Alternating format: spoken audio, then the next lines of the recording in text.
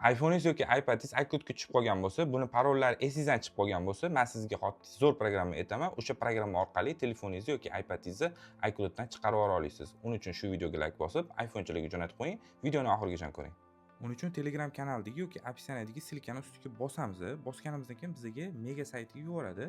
Shu yerda hamma programmalar turibdi. Mana ko'rishingiz mumkin iPad'niki, keyin iPhone 6s dan iPhone 17 Pro Max gacha iPad hamma modelini iCloud'dan bizish programmasi turibdi. Misol uchun Sabgo A12 ni bosamiz. Bu yerda uchta nuqtani bosamiz. Bu yerdan skachat как zip bosamiz. Ozgincha kutamiz. Bu yerdan skachat bo'lyapti.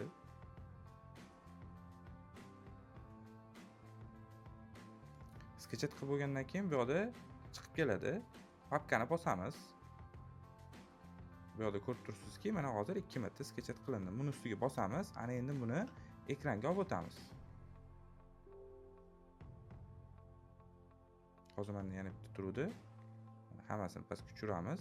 Endi bu programmani fayldan chiqaramiz. Chiqarib oldi. Turibdi. Ichiga kiramiz endi. Ichiga kiramiz.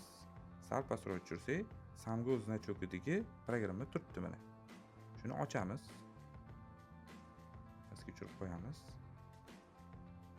Ozgincha kutamiz. Programma ochildi.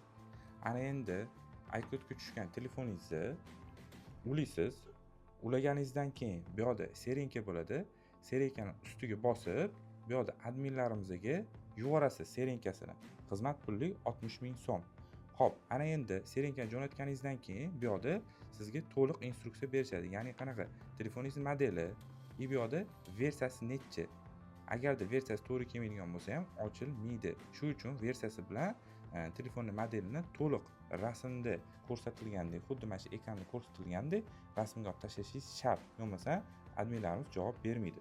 Xo'p, registratsiya qilingandan keyin programma aktiv knopkasi yonadi.